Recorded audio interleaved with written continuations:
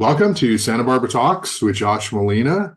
This is going to be a fantastic episode, and I'm going to introduce my guest in just a moment. But I want to encourage everybody to like this podcast, comment, tell somebody about it, write a comment, a review, and just get the word out there. Santa Barbara Talks on YouTube. And also visit santabarbaratalks.com if you want to support what I do.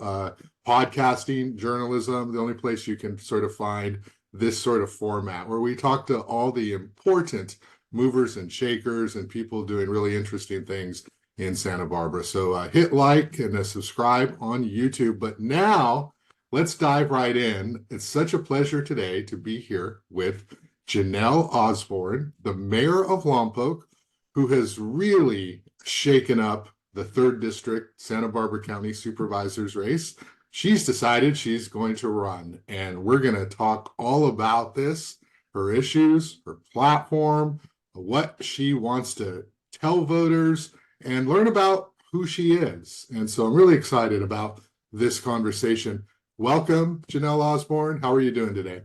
I'm great. Thank you, Josh, for this opportunity to introduce myself to maybe some individuals who don't know me. But you're right. My middle name should be Troublemaker with a capital T, but I'm known to shake things up, especially locally.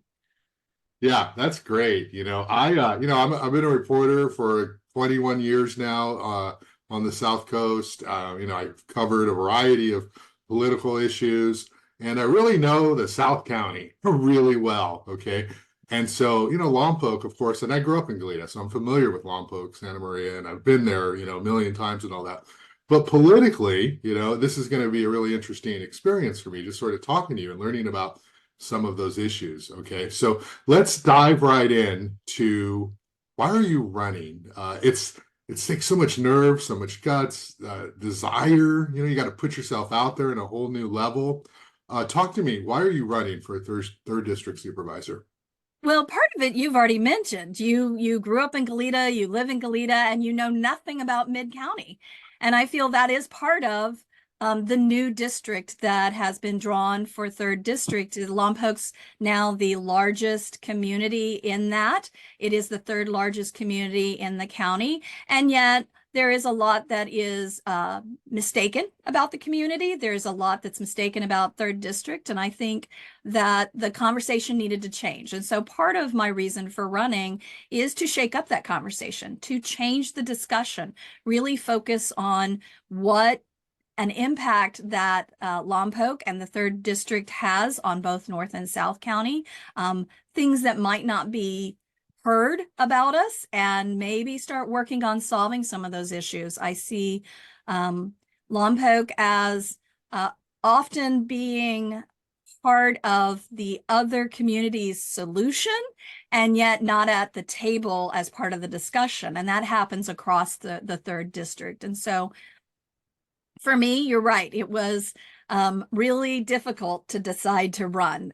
Things are improving in Lompoc. It's taken 8 years of elected, 4 years of volunteering on the Economic Development Committee to start to move the needle and improve the community and gain the resources we needed to make some of the big changes we needed to see. It took a pandemic and some additional tax revenues established, but we're getting there. And so it is risky for me to choose not to run for mayor if I make it through to the general. And so I thought long and hard, and that's why I came into the race late. Is I wanted to make sure that the risk was worth it. And so there is a lot of risk of what I might leave behind, and maybe some of the individuals that damaged our community have a chance to get reelected, and that's kind of scary. But I think the conversation more broadly needs to change about our community and the 3rd District in the county as a whole. Right. And let me jump right into what I do know about Lompoc, or in terms of what I perceive about Lompoc. And I have family members who live in Lompoc, and I mention that in the context of uncles, and aunts and cousins. And we all grew up in Goleta, but over time, they found housing other places, in Lompoc, in Santa Maria.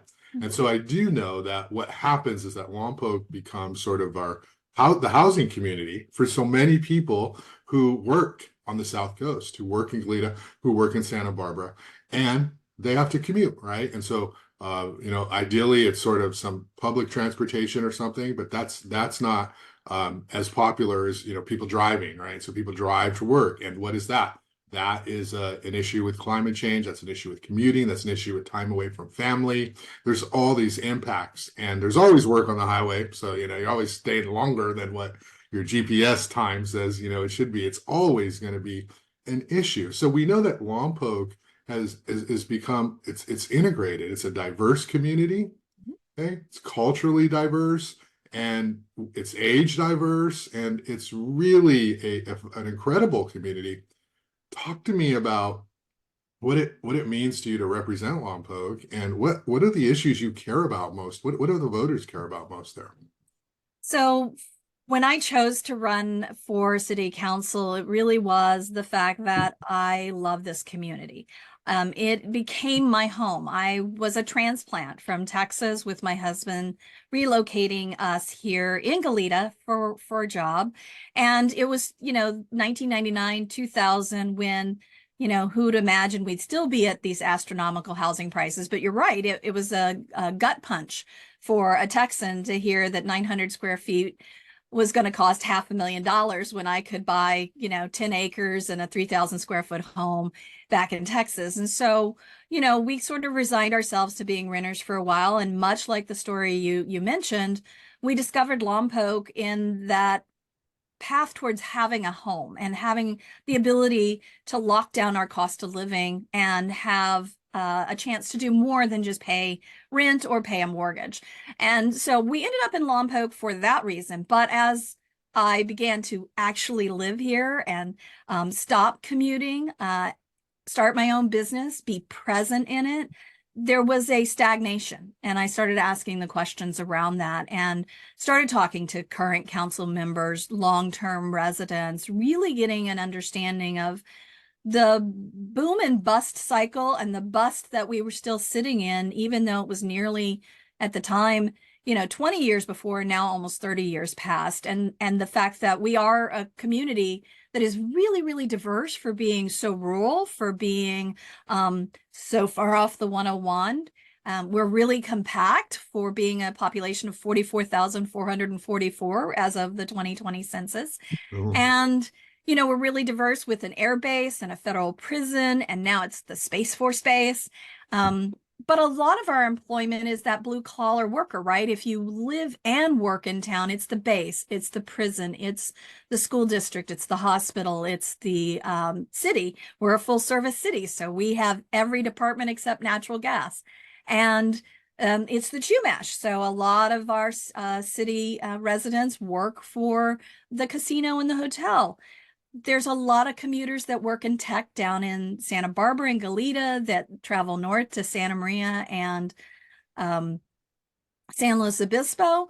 And then also a huge number of residents are in the agricultural and service industry. So, we are really an interesting community, but that problem of nearly 13,000 people commuting out of your community and not being present during the day to attend their kids' events at school, help with after-school tutoring and support, serve in more than just, maybe being a coach for the basketball team or part of their church. Their time is so limited that they aren't spending it in civic. They aren't spending it on city council, on city committees, on county committees. They aren't finding the additional time because of losing that additional time for commuting. And if you're driving a car, you can get it down to 45 minutes to an hour. If you're doing clean air bus, you're impacted by where you get on and where you get off, and it can be an hour, hour and a half, depending on traffic. And so all of that loss is a loss to the community as a whole.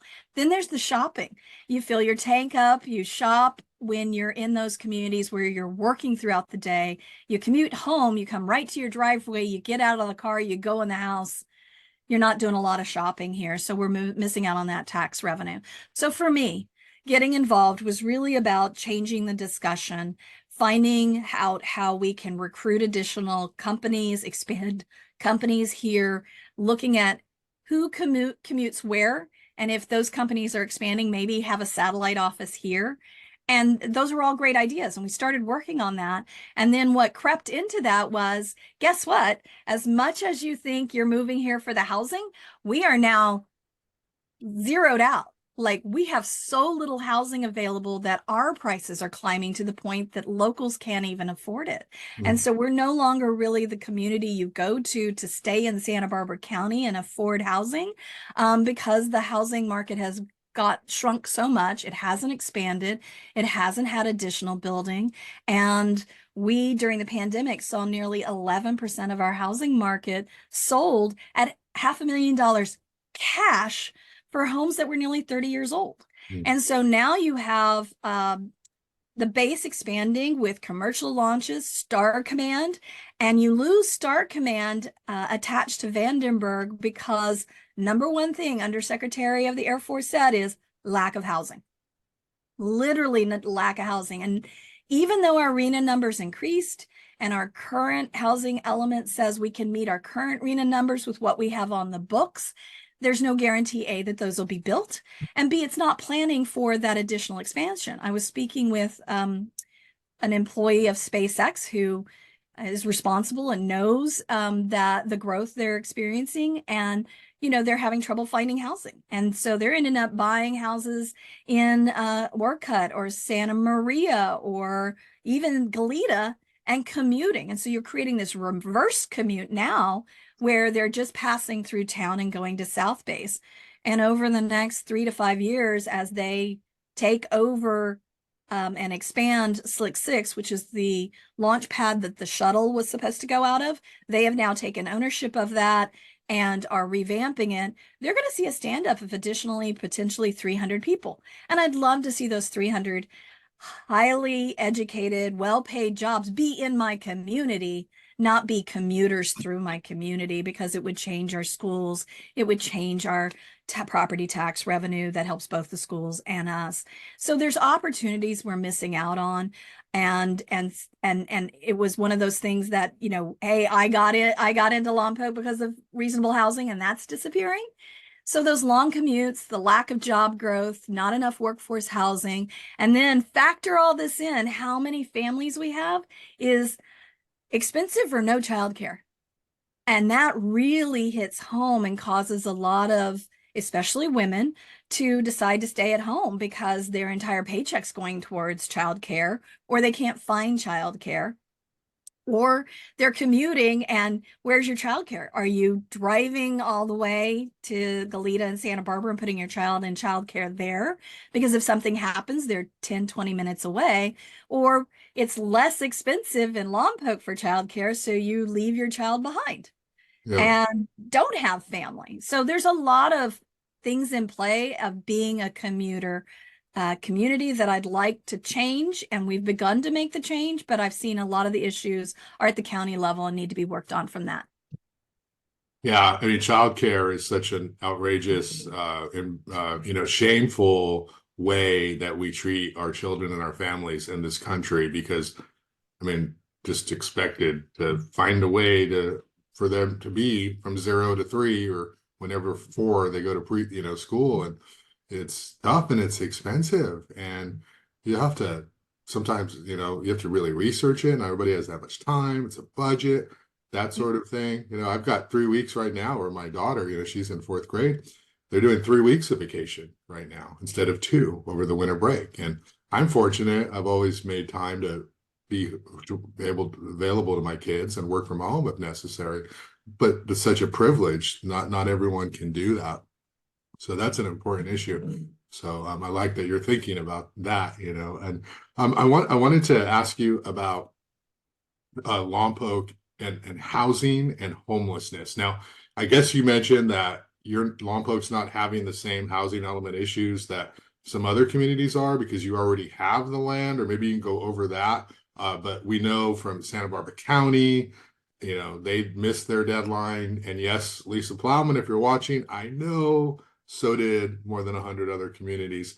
But they missed their deadline, and it was, they had to zone all they want to zone this rezone ag land, and that's controversial. And a lot of communities struggling to meet the new mandate of the state with their housing element. Where's Lompoc on its housing element? And then can you talk about homelessness and Section 8 vouchers and how all of that ties together?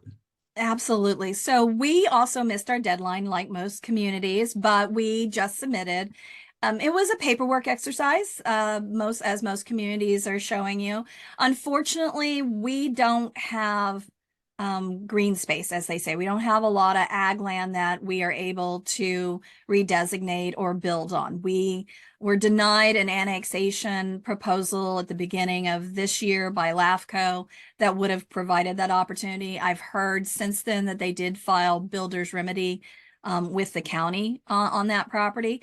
But internally, as I mentioned, we're a very compact community. Now, on paper, we're 11 square miles because the federal prison is inside our city limits, but there is a point on the edge of town where there's open field between us and the prison. So when you look at the city proper, most of the residents and the businesses are in about 6 square miles. So most of that 44,444 people are living in a very compact 6 square miles. The other part about our community is given we haven't annexed in quite a while, and some of the properties that were annexed are in the plans to be built out and have had approval for over 20 years, they still haven't been built. Now, there are entities that have decided to either purchase those developments or move forward on their developments. And so in the next 3 to 5 years, we should see about 1,000 homes be built, and that will help with those RHNA numbers and that demand. But we also see growth happening out at the base and other areas, and we don't have much available infill. And that's part of what the county and LAFCO and the state are encouraging is infill. But in Lompoc, the type of properties that are available for infill have either huge remediation issues because of what was on them before and the age of the property. So they're either an older industrial area that could be mixed use, or they're a bunch of smaller lots that need to be bought and pulled together. And because there's such a lack of available land, many of the local ownership have priced them rather high that don't pencil out. So you have a difficult market where you're being told by the state, you have all these new things that you need to do. Here's all the new rules that say you can't prohibit certain types of housing. So when looking at the demand from the state, it said if there was availability to build housing and there was a bus transit system within a half mile, you couldn't put a parking mandate in place, say for additional housing or for ADUs and that sort of thing. And because of the compactness of our city, we pretty much don't have any parking rules on those additions because of that rule, because of the compactness of our community. There is the overlay that we did on our community in several areas that we converted to mixed use that had traditionally been solely commercial or solely retail or solely industrial, that we went through as part of the mandate to show there was the ability to build. So we did many overlays that allowed for mixed use. This didn't take into the consideration that many of these locations and lots and buildings or areas might never want to build housing. And then the cycle of 2 RHNA cycles from now, because we've had that overlay, it'll be build by right. So even if the current owners don't want to build on it, if someone comes and buys the property from them and decides to in 2 RHNA cycles, so 16 years, they could build by right. And there are very few things we could do as a city other than just make sure they're meeting building and construction standards and health permits and just at that level, but they could build what they like as mixed use or housing in those areas. So there's a lot of restrictions coming down from the state. There's a lot of play within the county about, who gets to build on ag land and who doesn't based on some of these regulations and these mandates.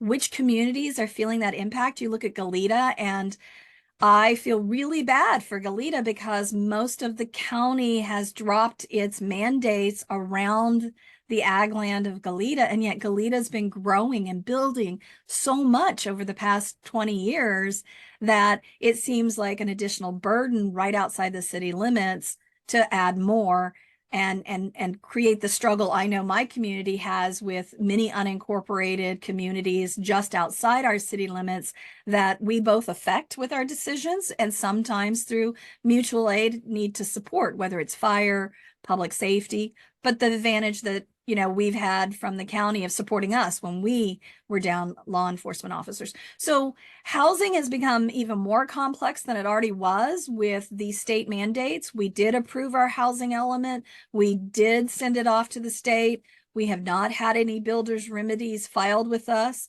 And I'm grateful for that because, as you mentioned, we have over 30% low income and Section 8 housing in our community compared to Santa Barbara and Santa Maria that are in single digits. And their populations are 2 and 3 times ours. So the city of Lompoc has been carrying the county's low income housing for way too long. And this affects our general fund budget, because that's 30% of that property tax not coming into our schools or not coming into, let's say, our public safety budget, because 70% of our general fund goes towards public safety. And yet, unfortunately, in many in that community, it's the highest demand.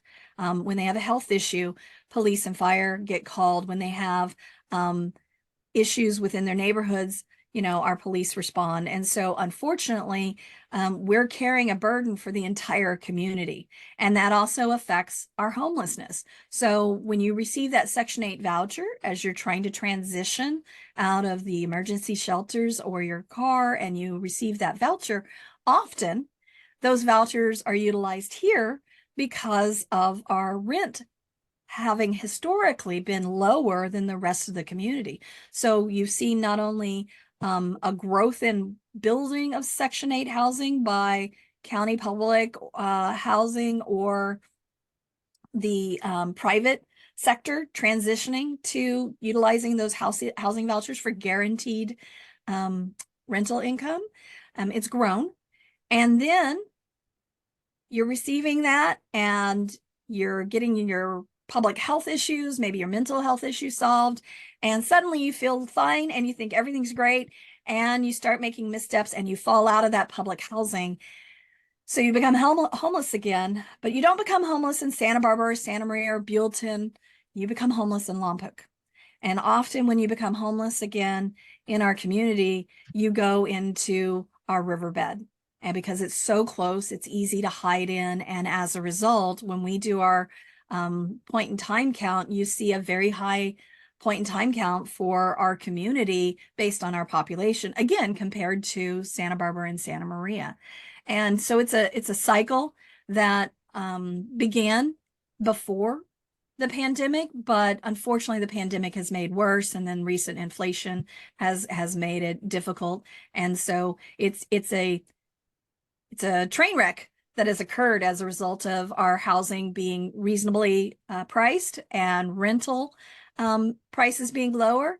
And it's also caused an effect out at the base. We've had a lot of our enlisted individuals normally would rent homes in our community, but those homes rents have climbed at a level that meets the voucher for Santa Barbara County for Section 8, but doesn't match the military's stipend and the California bump they get to be able to compete with that. And so many of the military are choosing not to transfer to Vandenberg because it's difficult finding housing within their budget. And as a result, the Vandenberg's having trouble, not just with hiring civilians, but hiring and transferring in military individuals to do the military jobs they need out there. So you see this complex whirlwind of things happening related to housing, and then, having the amount of homeless that end up housed here, as well as the largest family shelter just outside our city limits, and it's an emergency shelter. They don't have wraparound services on site. So if you end up at the Bridge House facility, you have to be gone by early morning, and you can't come back till evening. You have to be sober and test negative to enter. Your pet can't come in with you. You are in congregate space, and so maybe you don't do well with whatever issues you're dealing with in congregate space. When you are told the next morning to depart until the evening meal, you now have to traverse across a very dangerous bridge. You have to make your way all the way across town to mental health or public health support, whether it's the county on our street or CHC on the other end of Ocean. Maybe you want to get workforce training and get a job. That's across town on North H. So there's a lot of things that can go wrong in getting to those areas. We do provide and support a bus that goes out there in the morning and the afternoon, but it's not a regular route. So because they're not there during the day. And so as a result, a lot of individuals traverse through the riverbed and come up through the neighborhoods along that. And those still choosing to live in the riverbed aren't necessarily helpful in keeping you on the straight and narrow if you're trying to be. There are those that are service resistant living in the riverbed. There are those that just can't handle congregate services that are choosing to live in the riverbed. And then there are, unfortunately, some criminal elements that are hiding within the homeless population and preying, frankly, on that population in ways that are dangerous and difficult and sad. And we work really hard to address that.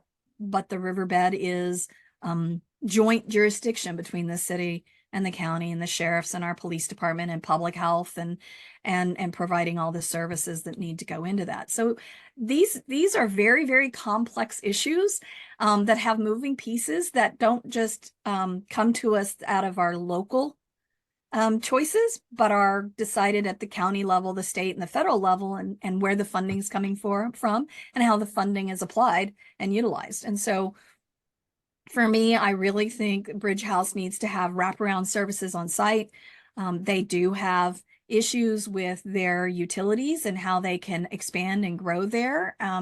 I have worked with and suggested, and they are going through the process with my city, that they could connect as a full service city. They could connect to our water, our sewer, even our electrical to expand rather than to replace the sewer and septic tanks out there. Unfortunately, the septic tanks failed, so they're having to spend the money on repairing that in order just to keep the emergency shelter going.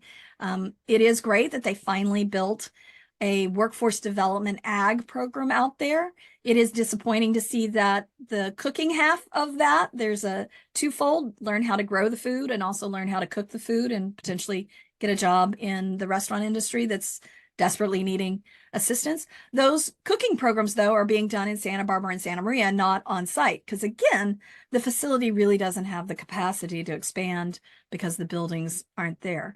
So we could get into, all the services and all the different nonprofits and all the contracts from the county and how they're being applied locally, but we could talk all day on this topic. And so I know you probably have more questions, but we can circle back to it when Well, yeah, no, well, definitely. And I think we're going to be doing a lot of talking between now and March and maybe afterward, depending on how it goes.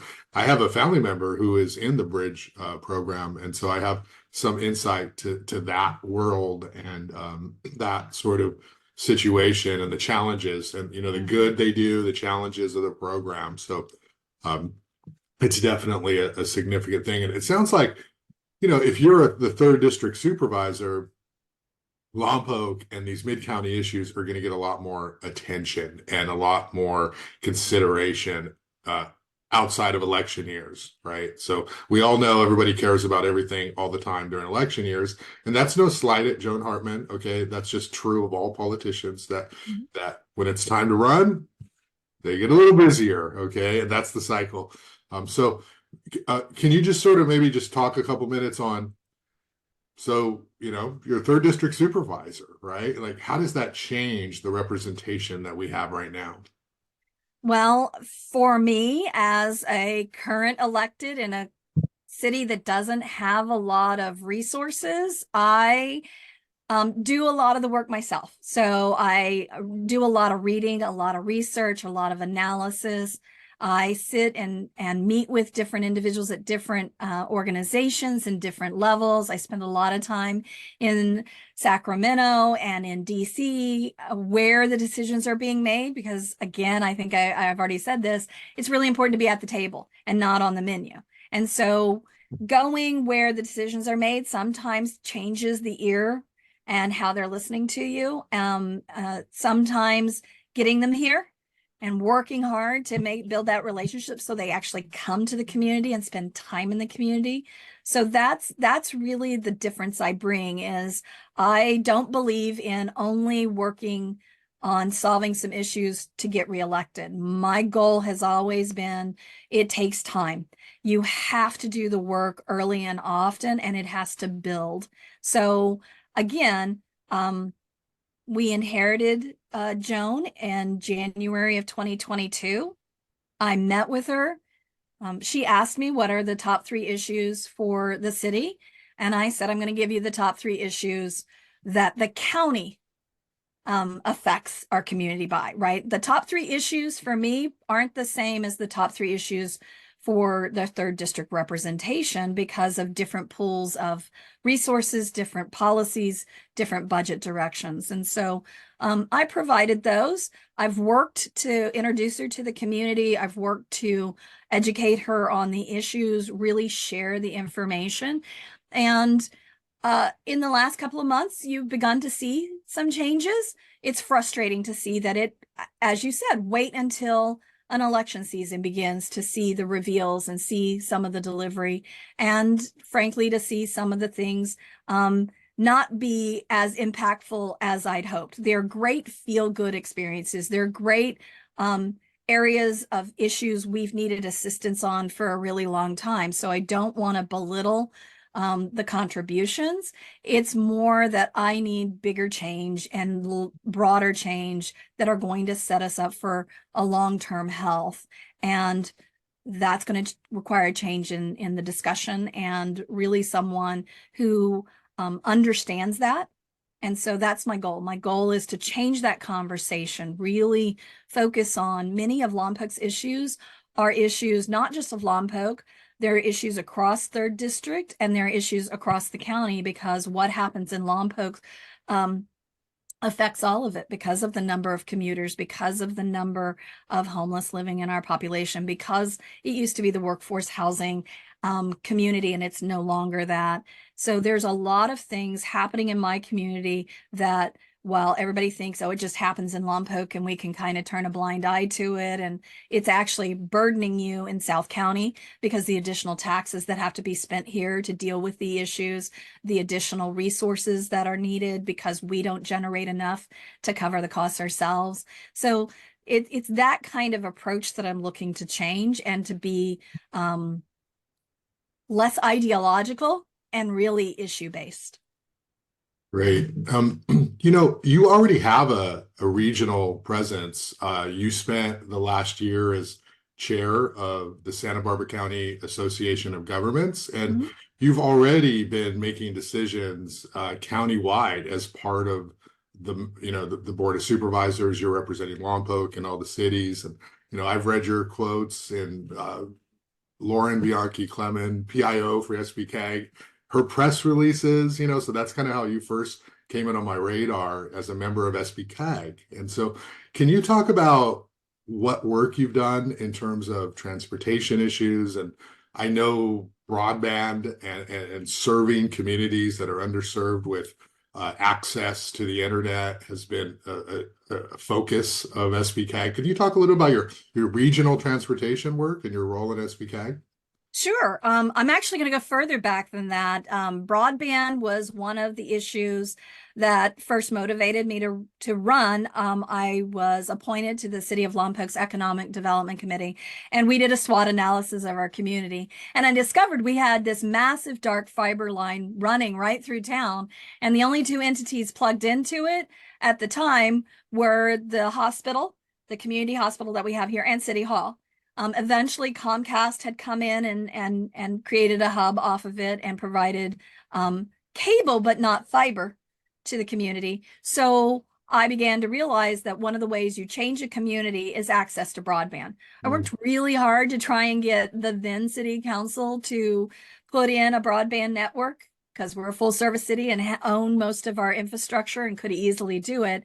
Unfortunately, it wasn't a tech savvy council, and it wasn't one that necessarily wanted to make that kind of investment given they were still paying off the debt from when the council at this point about 30 years ago put in a Wi-Fi system that was citywide that wasn't maintained and still had debt.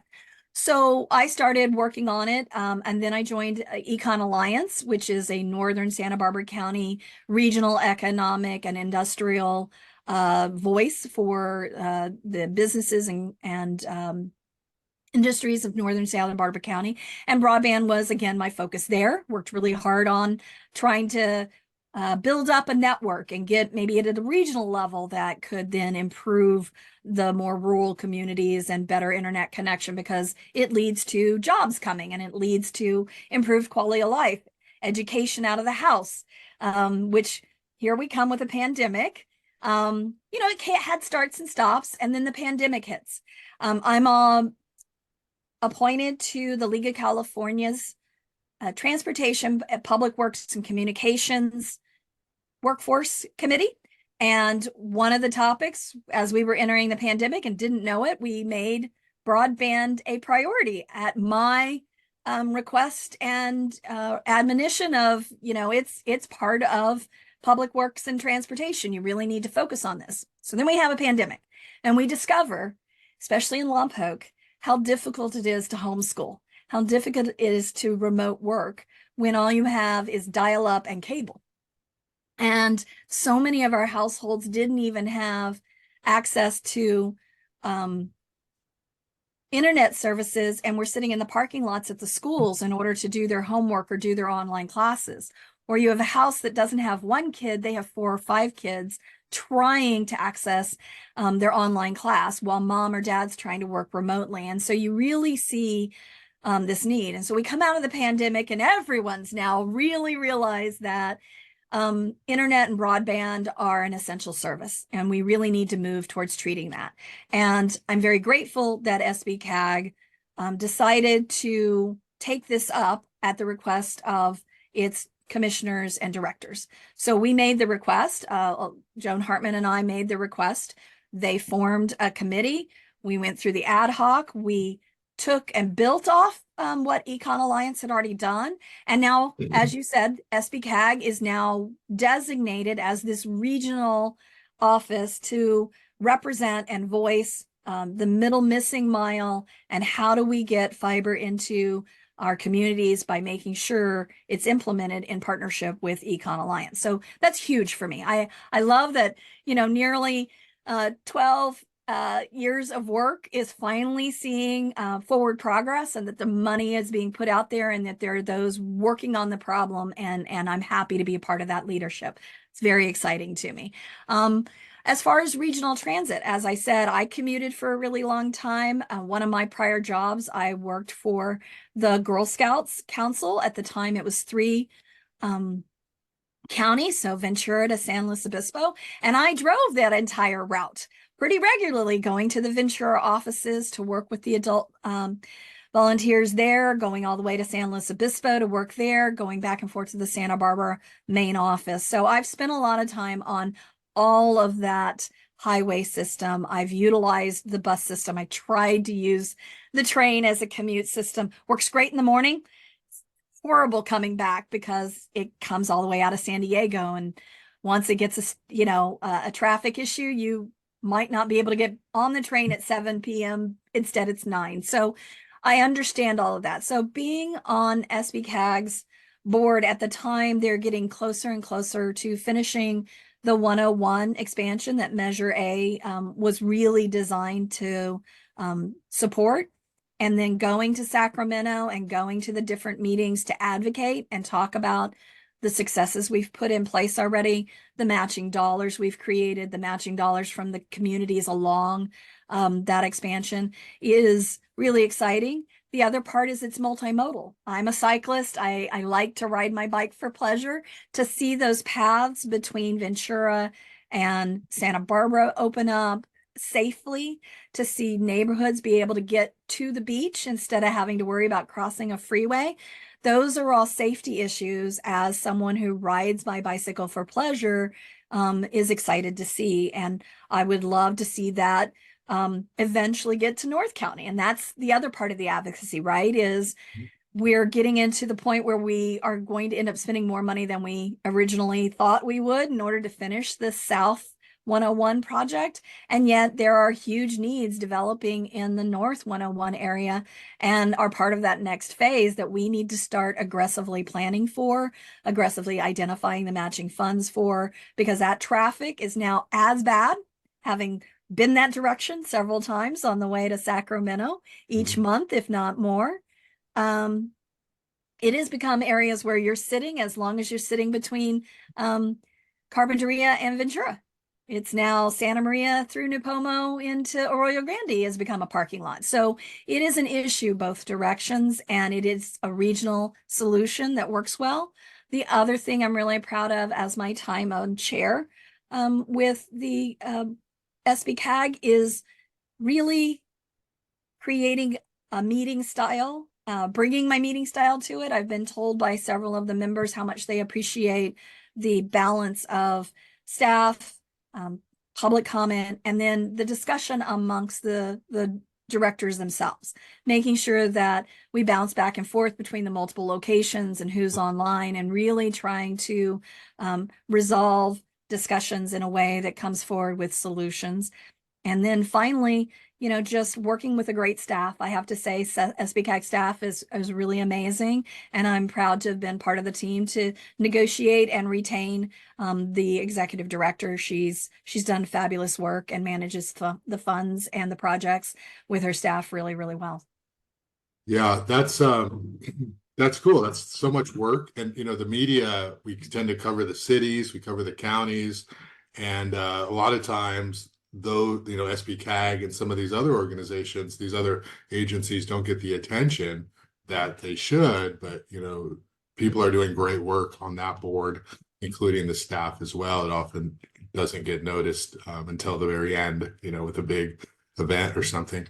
Jenelle, let's dive into kind of what the buzz is with your candidacy. Okay. Sure. So when I heard you were running, I was surprised, okay, because it was looking like a race between Joan Hartman for re-election and then this Republican Frank Troyce who was running, and so it looks like it's just going to be those two. And then all of a sudden, you file papers to run, and this has really shaken up the politics of the race, because even though and I'll let you talk about where you stand politically, but my understanding is that you were friendly with the Santa Barbara County Democratic Party, and they saw you as sort of a, maybe not an ally, but somebody who was more on their side than on the side of the Republicans. And so I was, not bombarded, but I received a lot of feedback from people saying, how can she do this? She didn't tell Joan. She didn't tell the chair of the Democratic Party. And I just kind of want to ask you about your decision to run, because of course, this is America. We all have our rights to do what we want for the most part. And if you want to run, you want to run. But politically, you run, that affects Joan Hartman's reelection. Whether you win or not, maybe gives an edge to the Republican in the race. Or what I've heard is they got to spend a lot more money now on this race, a lot more time. And so they're all kind of shaken up, because it's sort of seen as like, well, how could you do this? Or why would you at least tell us, give us a heads up, kind of thing. So can you talk to me about your decision to run in the context of the party and Joan Hartman, and they've been kind of friendly to you in the past. So can you talk about that, please? Sure.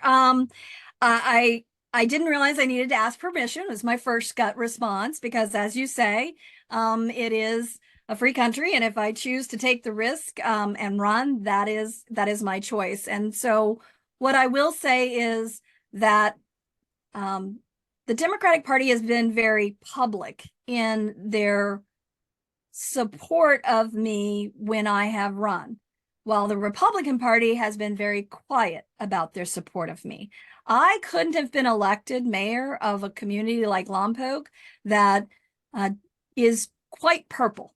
We have a huge Democratic voter population. We have a very large Republican voter population. The Republican part of our community is very, very vocal. Our Democratic Party is silent, but works really, really hard. They're not as loud or as aggressive. It's just not their style. Early on, my literature and everything were in both campaign headquarters. There was a split in the local Republican Party when they endorsed Mosby. They decided not to have my literature in their space anymore. So the Democrats were the only ones that understood it was a nonpartisan position and continued to allow my literature to be there. They often, yes, would have my literature available when they were walking neighborhoods and be able to speak to my points if asked about it. So I do appreciate their support. It was never a formal endorsement because I'm not registered as a Democrat. I'm also not registered as a Republican. I am no party and have been as soon as I could be here in the state, because when I first got here, it didn't exist as an option. So I came here having registered as an independent in Texas and registered shortly for being able to get a ballot to vote in the presidential campaign. And then as soon as no party was available, before I had any inclination I might get involved in politics, registered as no party, declined to declare. Part of that is how I'm made up. My father was Republican. My mother was a Democrat. I grew up in a household that always talked about things in the way of issues and where the direction was going on the issues. The county position is also nonpartisan. And I've watched over the years as party politics have influenced way too many of the decisions. And as a result, I thought long and hard about the risk I'd be taking, the potential damage it may do to the work I've done on the council, the relationships I've built and how they might damage them. And so, yes, frankly, I realize that I have offended many, and yet at the same time, the issues and the discussion needs to change. And if it does nothing other than that, that's great. Hearing that they are frustrated and need to spend more money, that's also disappointing. If a campaign is all about how much money you spend, that's the wrong direction to go. It really should be your presence. Are you present in the community? Are you connecting with the voters? Are you listening to the issues? Are you able to not necessarily say, I have the solution, but rather say, I'm listening. And as the issues come up, I will address them in a fair and balanced way, not based on ideology. I don't think ideology at any level is healthy. I do realize once you get to the state and the federal level that being a part of a party is how you fundraise, how you build coalitions, how you build compromise, how you work across the table and get things done. But when you're part of a body that is 5 members, like my council, like the Board of Supervisors, and it's nonpartisan positions, I think the work should be done not from party politics and ideology. I think it really should be done from what are the issues, what are the facts, what are the staff's recommendations, what is the community's desires, and balancing those hard decisions and working towards compromise that aren't influenced by an ideology. And so again, I wanted to shake it up. I wanted to change the discussion, and choosing to run is simply that. And I would hope it's not about spending more money, but about listening and being present and really working towards understanding the communities that are represented by the 3rd district, as well as the larger impact the decisions are made across the county. Well said, well articulated. Have you talked to Joan Hartman since you decided to run? Have you had a conversation with her, or an email or text exchange? And can you share what that was like if it happened? Sure. In this particular scenario, I didn't feel a text or a phone call was appropriate. My goal was to see her in person. There were a few opportunities that we were both at public events. Unfortunately, trying to make that connection wasn't happening. I try and be respectful when someone is in a very intense conversation with someone else publicly, not to just stomp in and interject. So the first opportunity to interact was right before last week's SBCAG meeting. And she frankly, very aggressively said, courtesy call would have been nice, but we still have to work together. So we will. And that is the extent of the conversation. And so I understand the anger. She did provide an endorsement of my last campaign, but I asked all of the Board of Supervisors for an endorsement, trying to show that we as a community had allies at the county level, because I had an opponent who Mosby historically does not build relationships. He's an isolationist. He wants to do everything in a vacuum his way. And I was asking for all of the Board of Supervisors endorsement as a way to show that I built the relationships at the county level to try and move us forward. I didn't get all of them. I got 4 of them. And I understand why Bob didn't publicly endorse me, but I have a good relationship with Bob. He was our representative for that first full year, worked really close with him on a lot of issues. When he was chief of staff for Peter, a great relationship there. And so I appreciate that they're frustrated. I appreciate that Joan is offended, because I understand that she feels that our trust was violated. But at the same time, I'm not a part of the party. I make these choices based on what I think is the next right step, not only for my community, but the community I'm going to represent. And even though the risk towards my community of potentially not being mayor and running for mayor in 2024 is huge, I think it's an important risk to take in order to change that conversation. Oh yeah, definitely. It's a bit of a privilege, right? To just assume that everyone should fall in line, right? Like, I mean, Right. Yeah. if you are not, if you don't have a seat at the table, you have to force your seat at the table, because if you wait for people to give you a seat at the table, it may never happen. And so just abstractly, people who take risks and do things and want to do better for themselves and their communities, they can't always ask for permission. And I get the politics of it, that, maybe if you wait, Jenelle, we'll find a spot for you later. And that whole game Or is be offered, a position staff. on staff, and like all the other, some of the other individuals were, they were on staff before they ran, and that was the next step. So I've been told, that, you could have been this, and then, in 4 years, if you'd let us know, we'd have stepped aside. And I had to think that, I mean, that's 4 more years. That's a really long time in Lompoc to wait. We've waited so long through 30, 40 years of stagnation, and we've got this momentum right now. And I want to build on that, and I want to build on the success of my community and translate that to 3rd District. And the changing of those boundaries provides that opportunity. Right. We got about 10 minutes left, so I want to ask you a couple of quick questions. Sure. You're the mayor of Lompoc. In Lompoc, you have to run every 2 years. Yeah. And so this decision to run is a significant risk, because if it turns out that you and Joan are in the final top 2, or, Frank Troyce is the other candidate, whoever the top 2 are, that means you can't run for both seats. Okay. So talk to me a little bit about, why are you willing to give up that potential of not running for mayor again? And there must have been some anguish at 2 a.m. just thinking about these things, because you're choosing to do one or the other.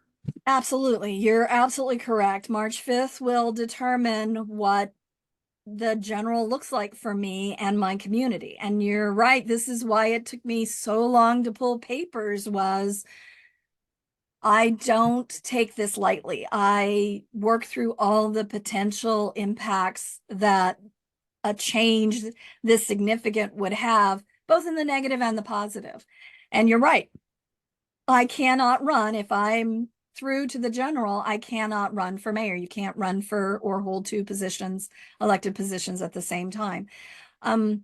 I felt it was worth the risk. I've had discussions with members of my community, some trusted advisors about next steps, and I've been serving in Lompoc officially as an elected for 8 years, 12 years when you consider the time I spent as vice chair and chair of the Economic Development Committee, very active, very in the community.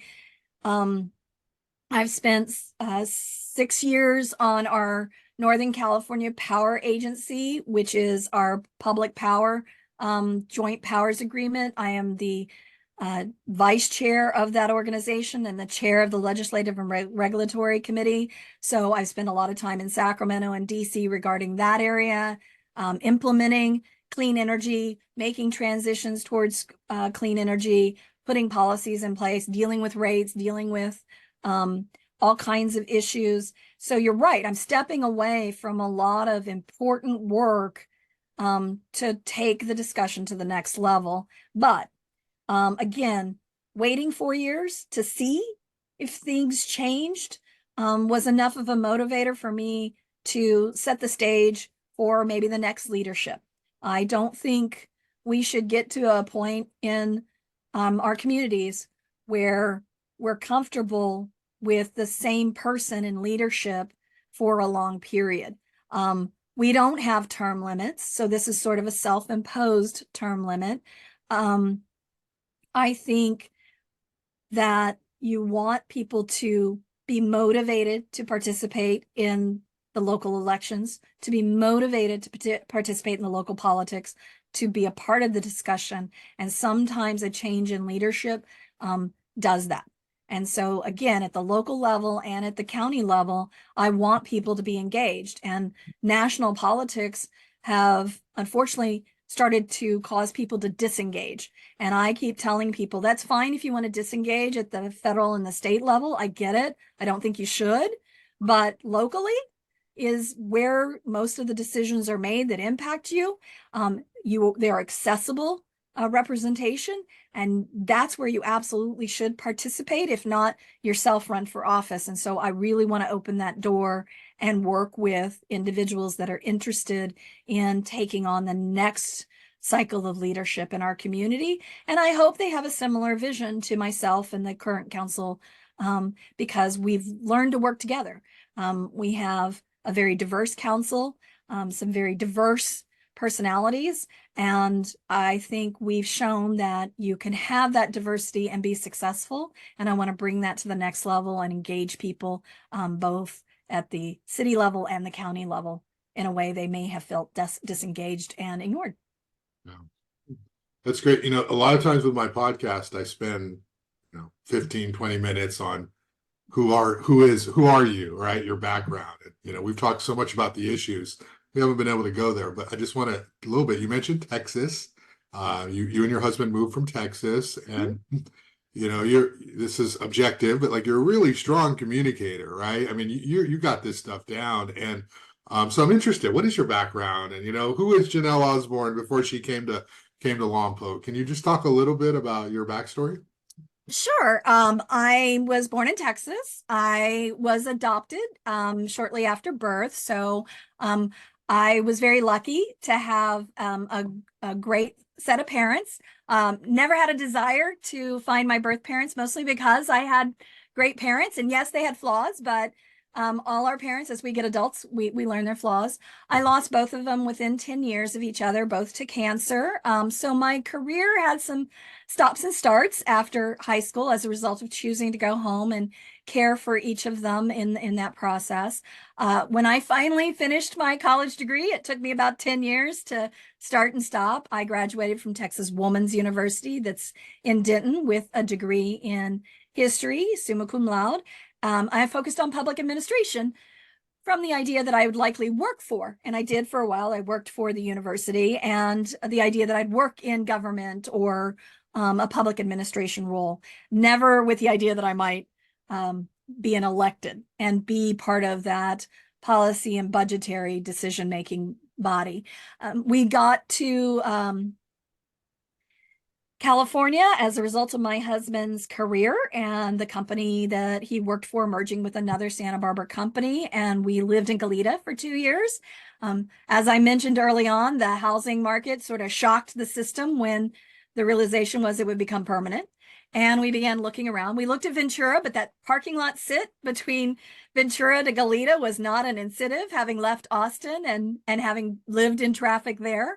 We were looking for something that felt more at home. And when we visited Lompoc and saw the house for sale, the appealing part was it was Texas price. So that was helpful on the budget.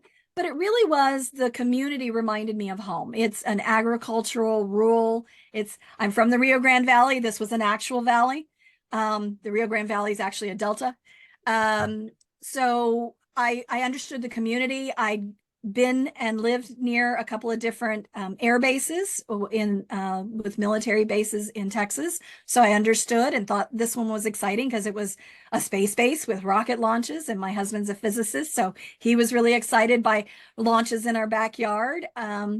And I continued to commute and work at a job in Santa Barbara, both for a for-profit company and then a couple of nonprofits. And in the process, discovered that it's really hard to have a career in Santa Barbara because you have a university there and a regular supply of young, new energetics. So I decided to start my own business. So Lompoc, once again, provided me that opportunity to start my own business. It was professional organizing and event planning. I have a knack for it. And it got off the ground within 6 months, which is a rarity in the business world. And it's also what allowed me to have more time in my community and discover it. And along the way, start asking questions about it.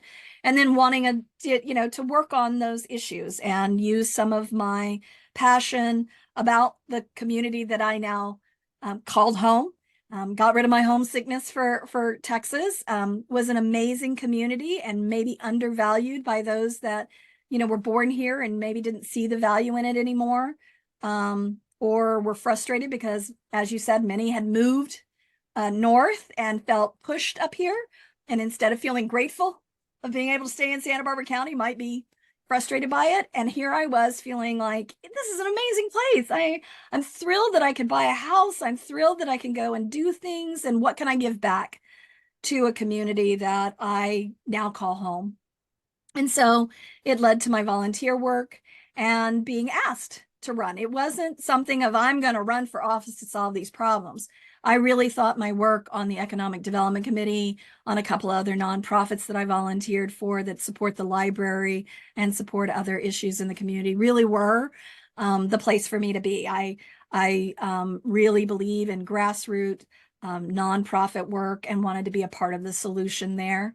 And the number of times I stood before council and made suggestions on behalf of the Economic Development Committee or one of the other nonprofits about ways the city could invest or support led to a lot of people reaching out to me and asking me to run. And that was really what motivated me. And so a similar thing has happened with Board of Supervisors. I had enough individuals seeing me at SBCAG, seeing my leadership across Econ Alliance and other organizations saying, we'd really like to see your leadership style and your investment and time that you dedicate to these positions taken to the next level. And I had considered it and had just been putting it off because of the work needed in Lompoc, and wanted to do it from a place of proven projects, proven deliverables, rather than just moving on because I was frustrated. So we've had some amazing results in Lompoc. We've stabilized the economy. We're making investments in the community. We're gaining grants and donations at a level that we haven't seen in a long time. And many of the problems we're facing are coming from the county level down. And I just want to change the conversation there. To your point about well-spoken, yeah, I have to admit, I kind of have a cheat. I started speaking competitively at the age of 15 in a high school speech competition. It hones your skills really well. There was also a debate program. So doing research, understanding both sides, being able to articulate either of them were part of lessons that I retained and still put to use today. I work really hard to understand what I'm speaking to and work to not misspeak, and then take ownership if I do. If I misstate a stat or someone tells me I'm wrong and has the data, I'm very comfortable owning that and saying, you're right. Let me take a step back. I transpose that number, or, I didn't know that. Thanks for that additional information, because now it makes my decision more balanced by having that information. So a lot of lessons learned through a lot of different avenues. And I never knew that speech competitions at the age of 15 would lead to being able to do these interviews. Yeah, no, it shows. And I interview a lot of elected officials, and so, yeah, I appreciate the clarity of your communication for sure. I'm going to give you the last word again, so I'll give you a second to think about it. But just talking to the audience, please like this podcast. Please hit subscribe and tell a friend about it, because this is the place to be when we're talking to all the movers and shakers and everyone in the community who's making a difference and making an impact. And I'm at 1,000 and plus subscribers now, and just want to keep growing that number. And it's because of guests like you, Jenelle. So thank you. Last word, right? I just want to give it to you because I cover this stuff. I know when the party knocks on doors, when they do phone calls, when they do that, interaction, they're going to hit home, that Joan Hartman is the Democrat. Joan Hartman is a Democrat, and they're going to, and I don't want to speak for them. So, but possibly they might say that Jenelle's like the quiet Republican choice. In fact, that's not even saying anything, because Darcel Elliott told me in a Newshawk story that the Republicans aren't super excited about Frank Troy, so they found another candidate, which is, she's implying is you, or she said was you. So just maybe, in your last thoughts, closing, just, why should somebody vote for you? If they're thinking like, oh, is she really a Republican? Can she really be, this or that? Just kind of just send us off with why you, in your mind, would be the best choice for this district. Well, thank you, Josh, for this opportunity. And I think you're going to expand your followers into Mid-County and North County with this work. But I would say that I'm thoughtful, independent leadership. It's time that we had a voice that really isn't party politics. And that's why I'm your choice. I wasn't asked by the Republicans to run. They obviously have their candidate. There are areas I'm a conservative in. I'm really careful with finances and our budget. You can take a look at the city of Lompoc and how we've turned it around and how thoughtful we were with the ARPA dollars and with the additional appropriations that we asked for and have gotten. I'm socially a liberal. I believe in supporting those in need and supporting those that are doing that work. And how do we fund that? And a lot of that work is done with the county budget. So I want to make sure and hold it accountable that we're investing where we need to help with those socially progressive issues. So again, I know that there will be a lot of things said about me. If you're curious, call me, email me. I will tell you about myself and give you my actual stand on those issues rather than you taking it at secondhand from someone else.